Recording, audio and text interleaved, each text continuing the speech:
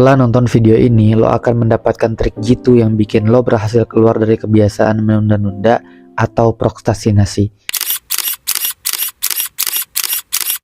Gua dan kalian semua yang nonton video ini, generasi milenial atau Gen Z, pasti punya masalah yang sama, yaitu prokrastinasi atau biasa menunda-nunda.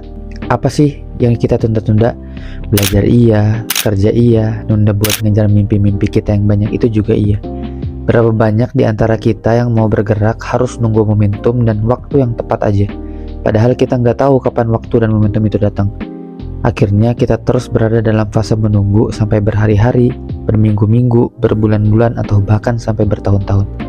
Dan kita akan terus hidup dalam bayang-bayang penundaan dan penyesalan karena nggak bisa manfaatin waktu yang kita punya hanya karena kita terbiasa menunda-nunda.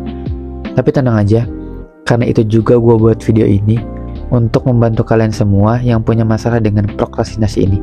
So, tonton video ini sampai selesai biar lo gak misinformation, biar lo paham juga apa yang bakal gue jelasin, dan yang lebih penting adalah supaya lo dapetin ide menarik yang bisa bikin hidup lo berubah ke depannya.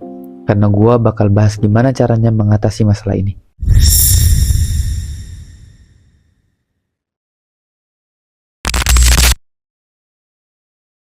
Sebelum kita melangkah lebih jauh, mari kita bedah dulu nih, sebenarnya apa sih prokrastinasi itu? Apakah ketika kita menunda mandi atau makan kita sejenak itu disebut prokrastinasi? Atau apakah ketika kita nunda buat beli barang yang kita pengen banget itu juga disebut prokrastinasi?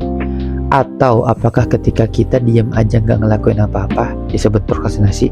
Jadi gini, prokrastinasi itu bukan cuma soal mager aja ya, tapi juga soal nunda-nunda hal penting yang pada akhirnya bisa bikin hidup lo jadi lebih ribet.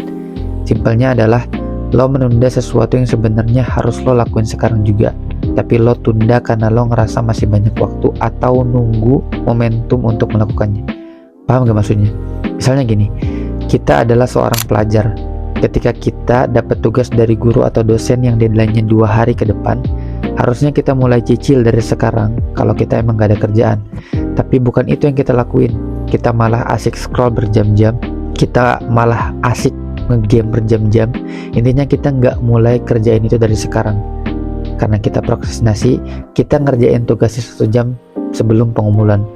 Sebenarnya nggak masalah sih ngerjain mepet-mepet deadline.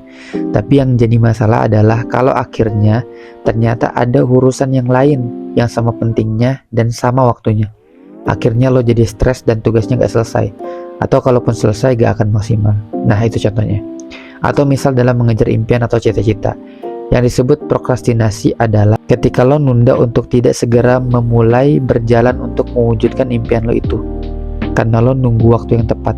Pada akhirnya waktu kita habis cuma buat nunggu waktu tersebut. Prokrastinasi ini sebenarnya musuh dalam selimut yang mungkin udah terlalu lama kita biarin merajalela. Tapi mungkin kita gak sadar gitu ya. Sebenarnya kenapa sih gua, lo, kita semua itu sering banget buat menunda-nunda pekerjaan? Mari kita bahas di segmen selanjutnya. Lo pernah mikir gak, kenapa sih kita suka nunda-nunda? Gue yakin banyak dari lo yang pengen ngelakuin sesuatu, tapi selalu ada aja alasan buat nunda. Nah, di sini gue bakal bahas dan kupas tuntas kenapa kita suka menunda-nunda dan cara melawan kebiasaan buruk ini. Sebenarnya ada banyak banget hal yang biasa kita semua itu cenderung untuk menunda pekerjaan. Tapi pada kesempatan kali ini, gue bakal men-highlight 2 hal yang fatal dan biasanya sangat berpengaruh pada kecenderungan menunda pekerjaan. Yang pertama, perfeksionis.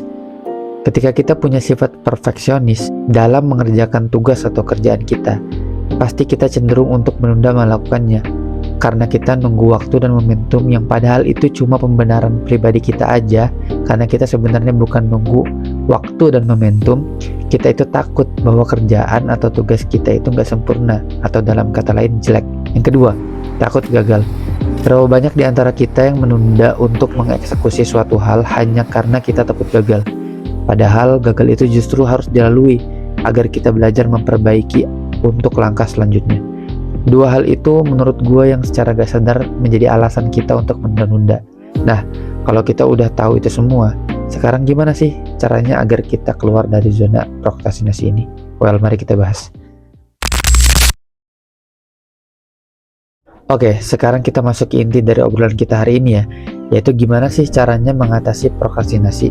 So fokus ya, gue punya beberapa trik gitu buat lo yang udah muak banget dan pengen keluar dari lingkaran setan menunda-nunda ini. Yang pertama yang bisa kita lakuin adalah mulai dengan tugas kecil.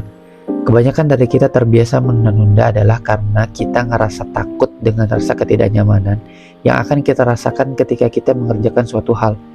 Maka solusi yang gue tawarkan adalah coba memulai mengerjakan sesuatu dengan hal kecil, atau kita memecah tugas yang besar menjadi bagian-bagian kecil.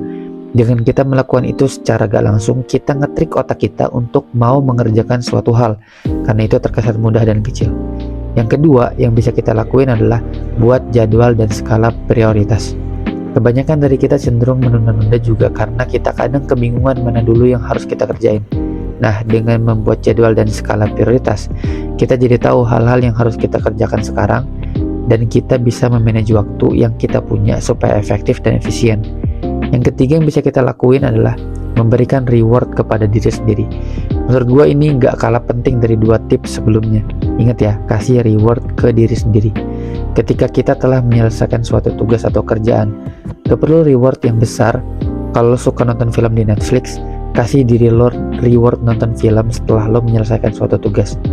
Kalau lo sukanya makan, kasih diri lo reward makan makanan yang lo mau setelah lo menyelesaikan suatu kerjaan.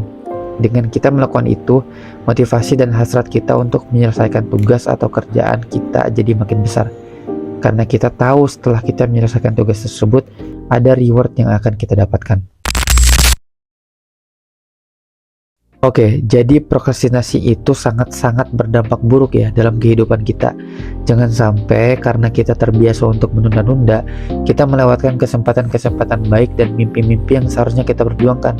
Kalau lo ngerasa video ini bermanfaat, jangan lupa tekan tombol like, komen, dan subscribe, dan nyalain lonceng notifikasinya supaya lo nggak ketinggalan konten-konten positif lainnya. Makasih udah nonton video ini, sampai jumpa di video berikutnya. Bye.